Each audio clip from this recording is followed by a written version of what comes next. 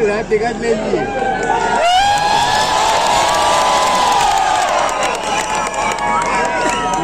Ticket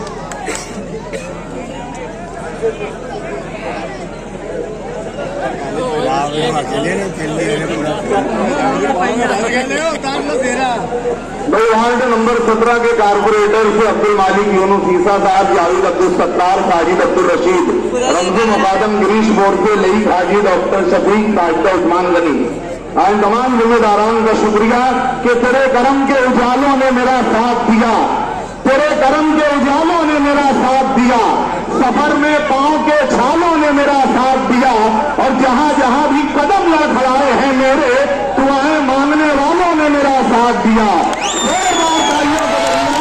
मुफ्ती मोहम्मद इस्माइल कासमी भाई, नारे तकबीर, नारे तकबीर।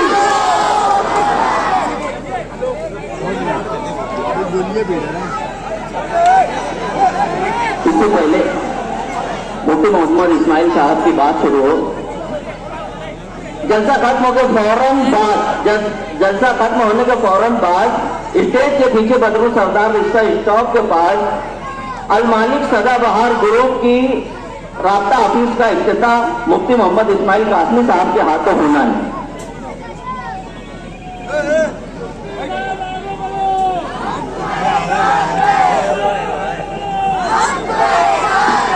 बिस्मिल्लाहिर्रहमानिर्रहीम।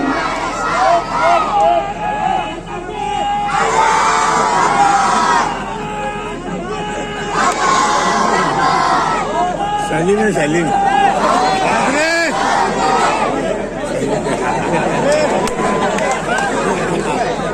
बिस्मिल्लाहिर्रहमानिर्रहीम। नहमदुहु व नुसल्ली अला रसूलिहिल करीम। अम्मा बाद, आज के इस इंतखाबी पहले के सदर मोहतरम पीर साहब, हमारे सरपरस्त अलहाज यूनुस ईसा साहब,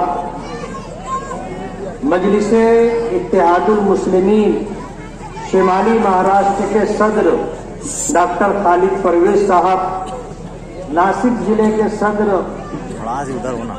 अलहाज अब्दुल मालिक यूनुस ईसा साहब, स्टेज पर बैठे हुए तमाम कारपोरेटर, पार्लियामेंट्री बोर्ड के लोग, उलमाए किराम और सामने और स्टेज के दाएं बाएं और पीछे आज इस जलसे में शिरकत के लिए जितने लोग आए हैं, इसी तरह घरों में बैठी मेरी गैरतमंद और पर्दा नशीन माएँ और बहनें, ये हमारा पहला जलसा है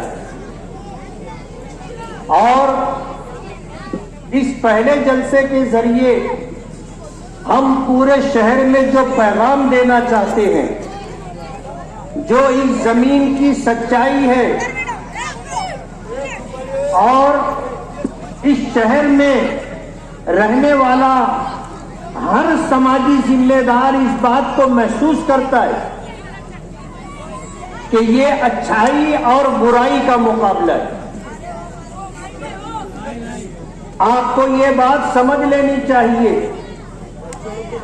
कि आप असेंबली में मालेगांव से जिस नुमाइंदे को चुन करके भेजते हैं, वो अपनी मजहबी और मिल्ली शनाख्त के साथ फिरका परस्तों के दरमियान रह करके मिल्लत के लिए, कौम के लिए और समाज के लिए अपनी आवाज बुलंद करता है।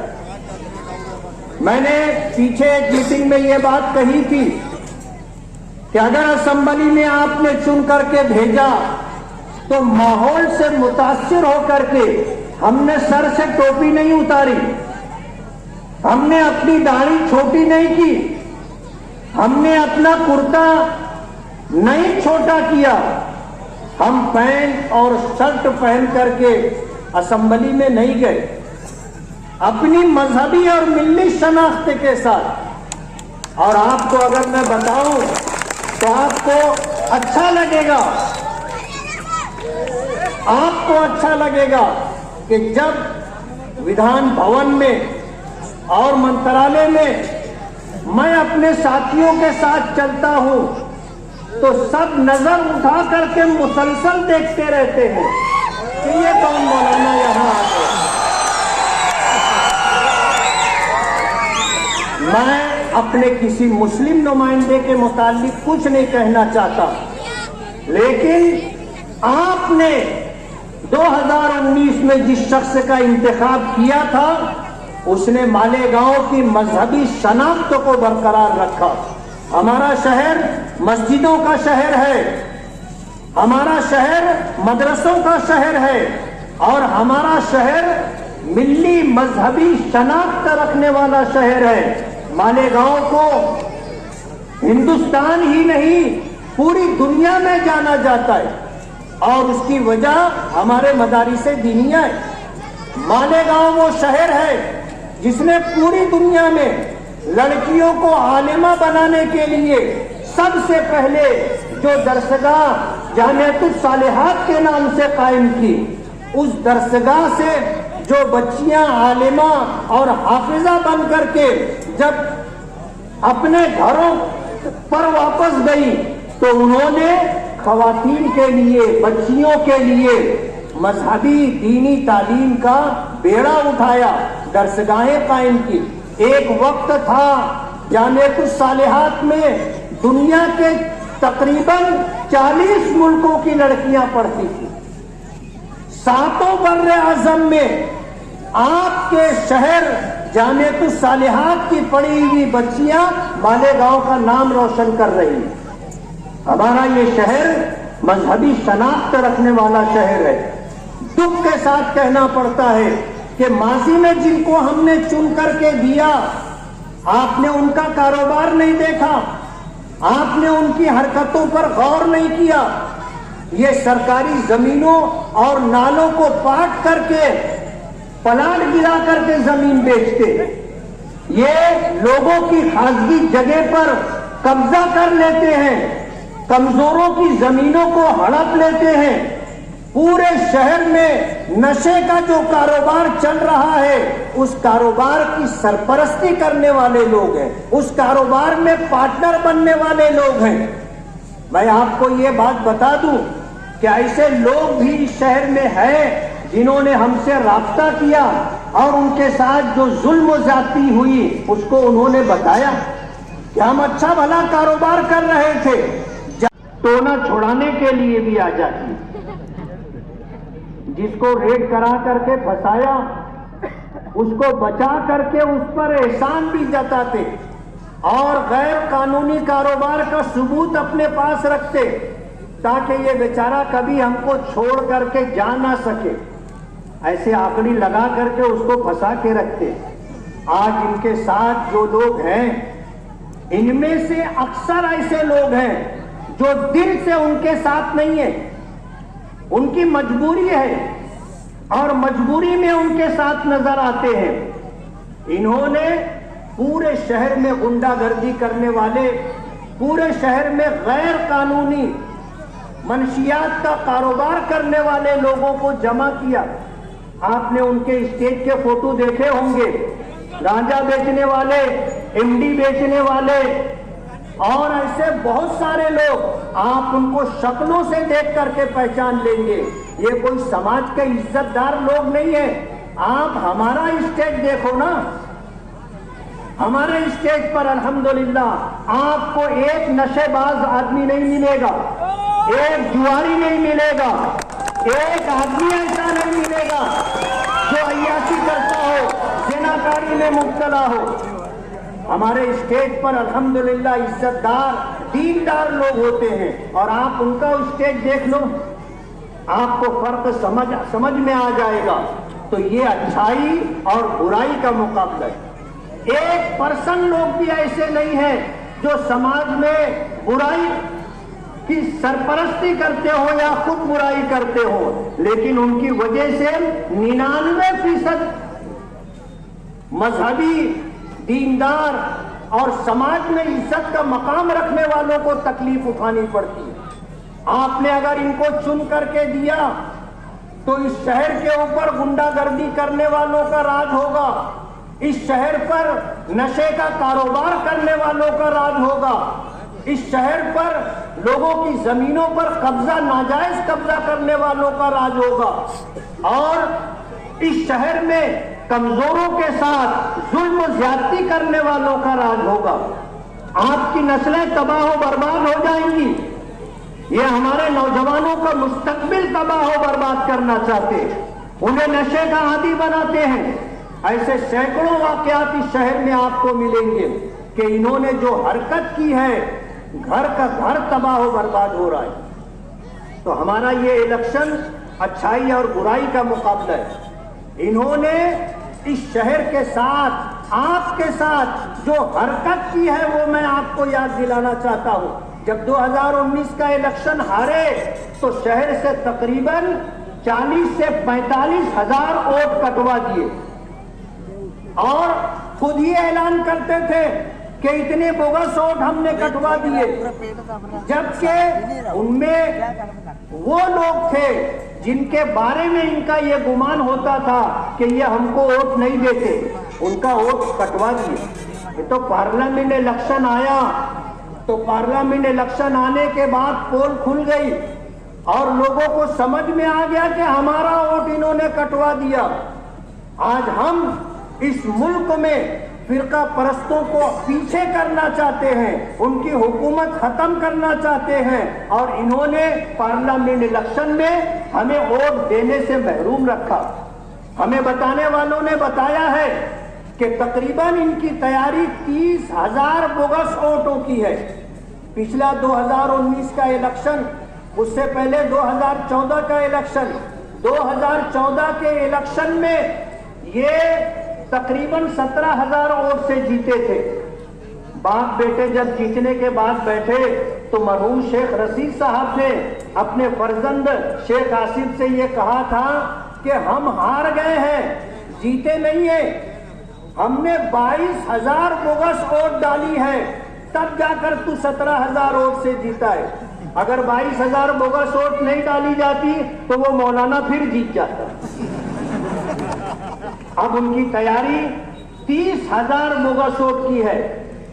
मैं आपको ये बताना चाहता हूं कि अगर आपका बोगस वोट डाला गया तो आप वहां जाइए, आप हमारे लोगों को बताइए, आपको चैलेंजिंग वोट देना है और वहां का अगर प्रिसाइडिंग ऑफिसर आपको मना करे तो उसको मना करने का हक नहीं। आपको ये हक दिया है कानून ने। होता यह है कि प्रिसाइडिंग ऑफिसर नहीं बोल देता है, हम लोग एक दूसरे का मुंह देख करके वापस आ जाते। आप वापस ना आए, आप एक चैलेंज बनकर उसके सामने खड़े हो जाएं कि ये मेरा आधार कार्ड है और वोटर के अंदर मेरा नाम है, मैंने वोट नहीं दी है, किसी ने बोगस वोट डाली है, मैं वोट देना चाहता हूं और उसको वोट डलवाना पड़ेगा। आप वापस मत आना, आप वापस मत आना, आपका हक है। इलेक्शन कमीशन की तरफ से ये हक आपको दिया गया है। हम तो इसके सद्देबाब के लिए कोशिश करेंगे, लेकिन अगर ऐसा कुछ हो गया तो आपको वापस नहीं आना है, आपको वोट देना है। इनके साथ जो लोग होते हैं वो लोग गैर कानूनी हथियार लेकर के साथ में चलते। मैंने इससे पहले भी पुलिस डिपार्टमेंट को इस बारे में खबरदार किया कि आप उनके साथ, उनके आगे पीछे रहने वालों की चेकिंग करें, उनके पास आपको हथियार मिलेगा। और आपको मैं ये पैगाम देना चाहता हूं कि अगर आपके साथ, हमारे साथ किसी तरह की कोई ज्यादती हुई और हम पर अटैक हुआ, आप पर अटैक हुआ और पब्लिक ने अटैक करने वालों को पकड़ करके अगर जवाबी कार्रवाई की तो उसकी जिम्मेदार डिपार्टमेंट होगी। हम बार बार ये बात कहना चाहते हैं कि पुलिस डिपार्टमेंट अपनी जिम्मेदारी पूरी करे।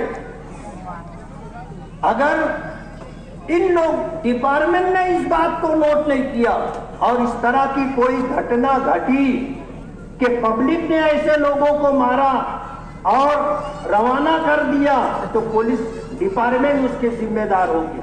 आपको डरने की कोई जरूरत नहीं है। आज शहर में एक बहुत बड़ा तबका जुल्म के खिलाफ और गुंडागर्दी के खिलाफ उठ खड़ा हुआ है। हम डरने वाले लोग नहीं हैं।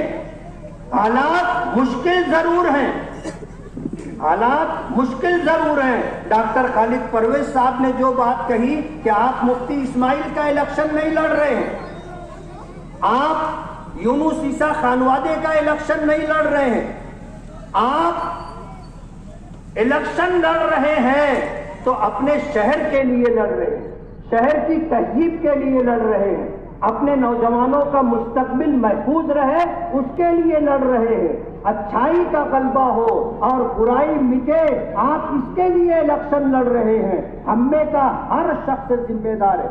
नबी करीम सल्लल्लाहु अलैहि वसल्लम का इरशाद मुबारक है, मन रहा कि तुम में से जो शख्स बुराई को देखे तो पहला दर्जा ईमान का ये है कि उसको ताकत से रोके।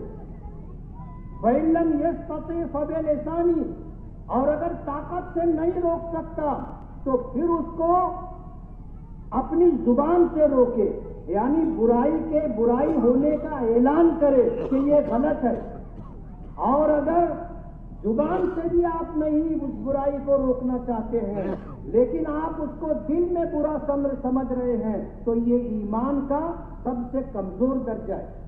और आज शहर ईमान के सबसे कमजोर दर्जे पर है कि दिल में तो उनको बुरा समझ रहा है लेकिन जुबान से बुरा नहीं कह रहा है, ताकत से बुराई को रोकने के लिए आगे नहीं आ रहा है। हमको ईमान का पहला दर्जा इख्तियार करना होगा। और ये जालिम लोग बहुत बुज़दिल होते, सुखी देते। मैंने हमेशा ये बात कही। हमारे स्टेज पर लुकमान अतीक कमाल का भतीजा ये बैठा है, थोड़ा हाथ दे। आप देख लो, वो कोई अब्दुल मालिक जैसा नहीं है, कद्दावर और तनवर ऐसा नहीं है, हल्का फुल्का कद कम है, जिस्म अकेरा है।